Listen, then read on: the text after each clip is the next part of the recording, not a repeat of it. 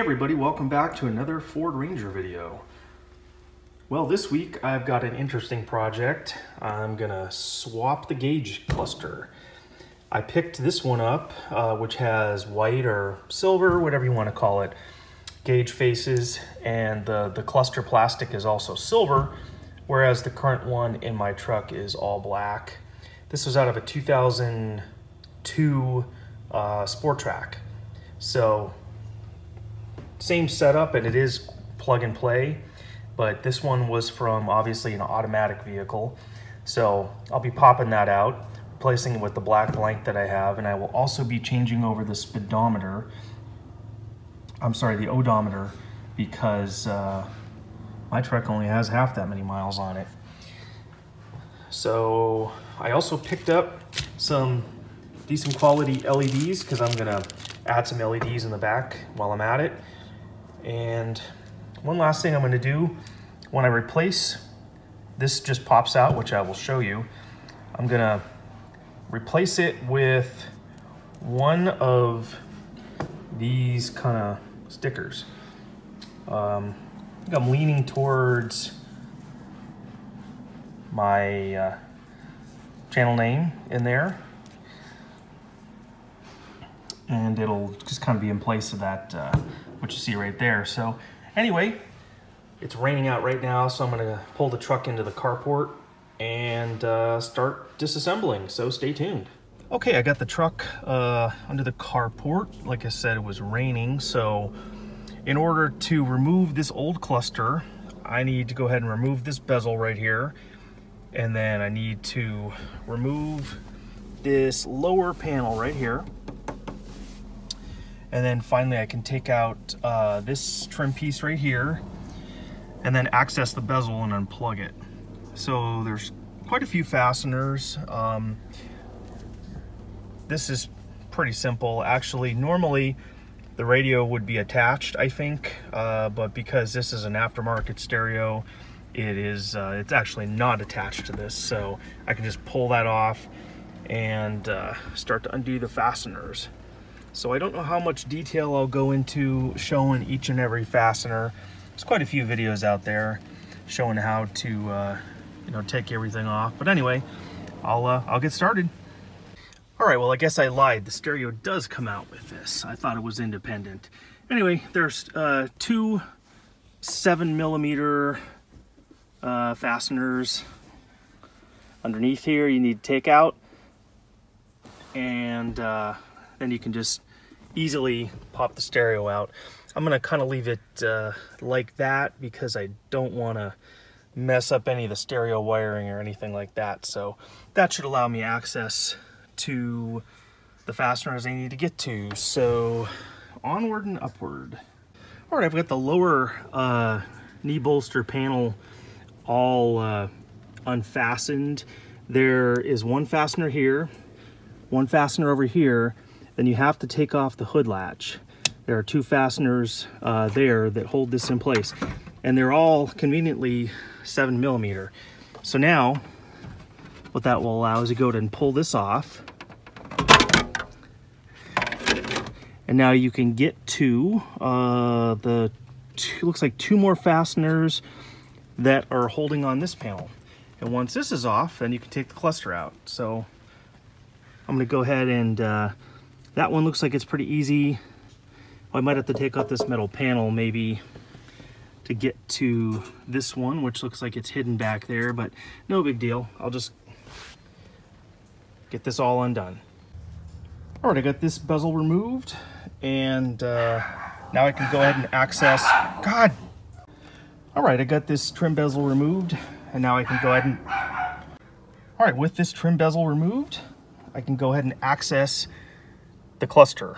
Some fasteners around it, which will allow me to pull it out, unplug it, and then I'll put the two side by side. Okay, with the old one out, you can see them side by side. They're very much similar. The font on the old one, I guess the font on the new one, I should say, is maybe a little more modern looking. And of course, like I said, this was from an automatic transmission, so this piece just clips out. but the rest of everything looks to be the same except for the odometer. 257 to 855 on the old one, I'm sorry, on the new one, and the old one 125 695. So first thing I'm going to do is go ahead and plug this one in and make sure everything kind of works and cycles, make sure all the lights light up, and I will swap out the main cluster lights for the LEDs. I think there's 4 of them if I'm not mistaken in the back, so I'll go ahead and do that. My oil pressure gauge on this one wigged out and it flipped around, and I fixed it once with a magnet and it lasted for a couple days and it kind of wigged out again. So I doubt that this new one will fix that, but if that happens, I'll just have to, you know, fix it with the magnet again. I replaced the oil sending unit once and it didn't seem to do anything, but this is a common problem with these 3.0 Rangers. They all seem to do it.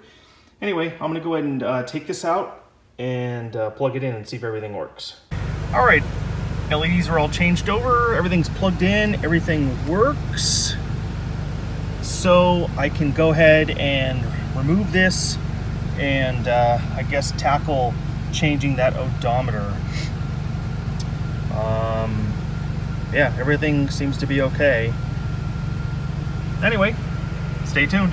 All right, back here in the garage, I just wanted to show you how to remove this parking indicator. There are 2 clips, one here and one here.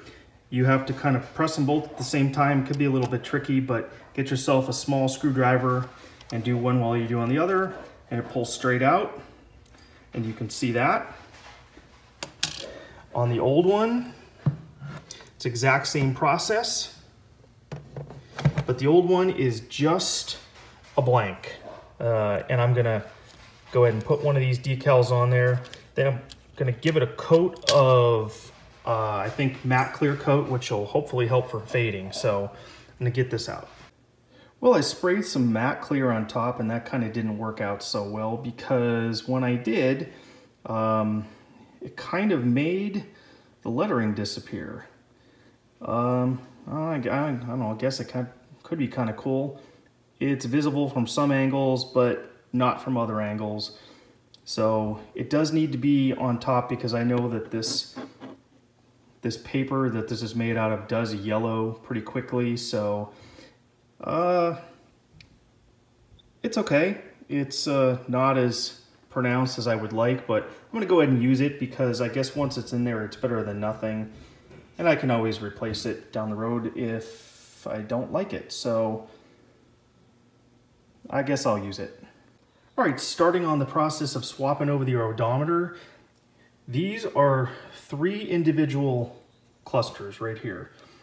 And they basically just, with a little bit of tension, they're stuck into these little retainers. They just lift straight out. And you have to take the 2 side ones off before you can take the middle one off.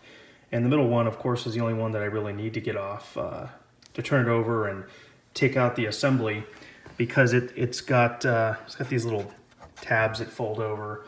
Anyway, this is what it looks like when it's off. Like I said, just kind of held in with a pressure fit. So I'm going to go ahead and get these both out, and then I got to do it all over again when I take the odometer out of the old one, but one at a time. All right, I have the center pot out, and now I just need to, well, the first thing you have to do is pull the needle straight off, but what I'm going to do is put a piece of tape to make sure that it goes back in the same position, because it may be slightly off, and there's a way to fix that, but I'm going to try to avoid that. If I find that it's off, and which it is because the truck has bigger tires and the lift, but if I find it's off, I can, you know, maybe address it at a later date. But I'm going to go ahead and remove this assembly, and then I got to open up the old one and do the exact same thing. All right, I've got the odometer out. It was held in with 3 fasteners. 3 of these right there, very, very simple. Let's see what size this is, 3/16. So now I'm just going to take apart the other one. I'm not going to show that. And basically put this back together so I can put it in the truck, turn it on, and make sure everything works. All right, with the exception of the needle that goes here, I'm gonna put this on last. Everything's all back together, and I'm gonna wipe this off. This is kind of like a vinyl material, I guess. I'm gonna wipe it off because I got some smudges on it and there's some dirt and stuff. So just a little window cleaner on a paper towel. Wipe it off before I put it back in well, I guess what I want to do is start the truck and see how this needle sits. Hopefully it'll rest at the 0 position. Because I didn't take apart the actual odometer itself. I just swapped my entire thing over, so hopefully everything will work. All right, I just took it for a test drive to try to calibrate the speedometer needle. And let me turn the light on here. It sits at 0. I've got it as close as I possibly can. This truck was, with the lift and everything, it was always quite a bit off. But I guess for now, at low speeds, it seems to be pretty accurate, around 20 to 25 miles an hour. The faster I go, it's gonna be way off, but there really isn't anything I can do about that. So I guess now what I can do is put everything back together. And once I do that, I'll give you a final shot of what it looks like in the daylight, because it's dark out now and it's raining. So I'm under the carport. I'm gonna get this put back together and be done for the night.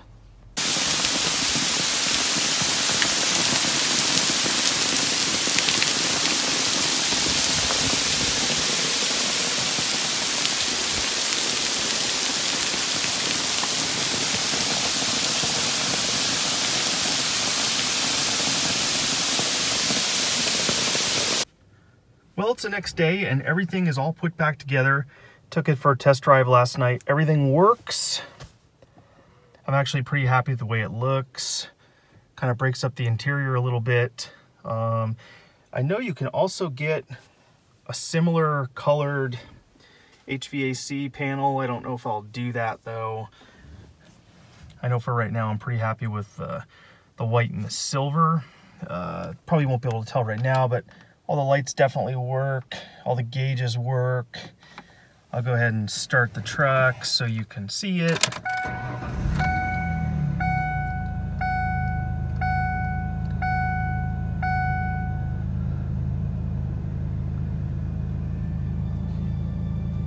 Got the seatbelt, parking brake because it's activated. Anyway, nothing special there.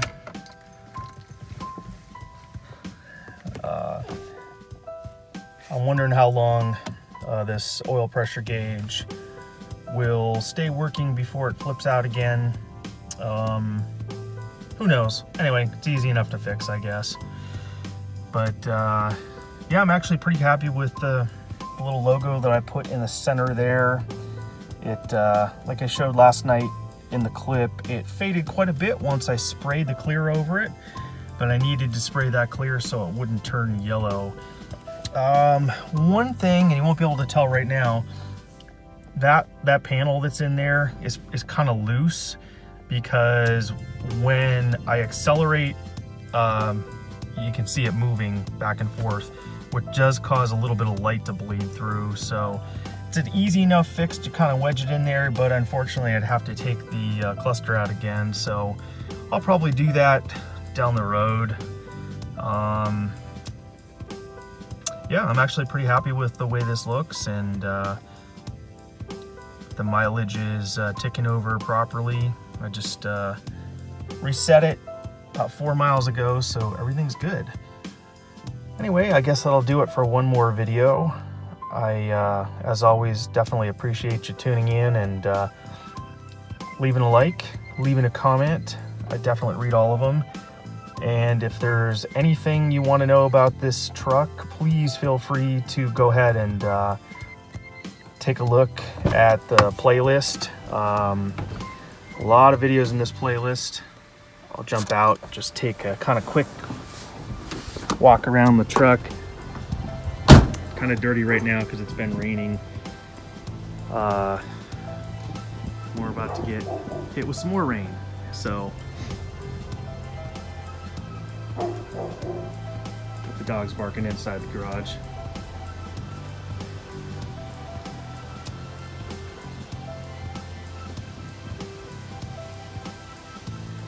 Yeah, but definitely feel free to leave some comments. Got some more projects coming up for this and the Miata. But one at a time, one little project at a time.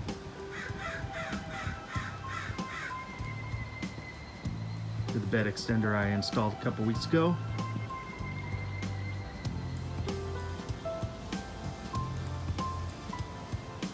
It's nice to have a reliable truck, something that starts every time, knock on wood. Cold air conditioning, warm heat, power windows, power locks. Installed those in previous videos. Feel free to check those out. But yeah, I guess that'll do it for this week. As always, thanks for watching, and we'll catch you on the flip side.